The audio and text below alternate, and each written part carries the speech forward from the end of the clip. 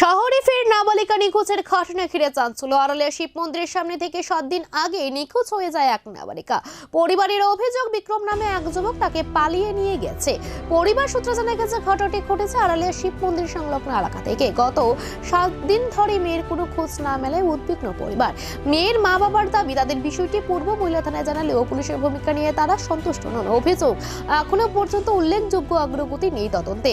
এই পরিস্থিতিতে বাধ্য হয়ে সংবাদ মাধ্যমের সামনে এসে প্রশাসনের দৃষ্টি আকর্ষণের আবেদন জানিয়েছেন অভিভাবকরা। ঘটনাকে ঘিরে এলাকায় উদ্বেগ ছড়িয়েছে। এখন দেখার প্রশাসন কত দ্রুত পদক্ষেপ নিয়ে নাবালিকাকে উদ্ধার করতে সক্ষম হয়। হারানো গেছে, নিখোঁজ। আর এমন আমার সন্দেহ হয়েছে একটা বিক্রম নামের ছেলে, সে নিয়ে গেছে গা। আর আড়ালিয়া শিব মন্দির এখান থেকে। আর আমরা থানাতে আইছি, থানাতে আমরা হইতেছি আইসি আজকে 1 সপ্তাহ ধরে যাইতেছি, কিন্তু আমরা কোনো সিরিজ পাই না। যে থানার থেকে যে করবার লিগে আমরা যাতে তাড়াতাড়ি যেতে পাই, এই কারণে আপনার কাছে করতেছি। থানা কি করছে? থানা চেষ্টা করতেছে যে হেরা ডেইলি করতেছে, হেরা করে স্টেক করে মোবাইল করেছে, এরা পাইতেছে না। কই দূরে আমার কইছে ছেলের বাড়ি কইতে মনে হয়।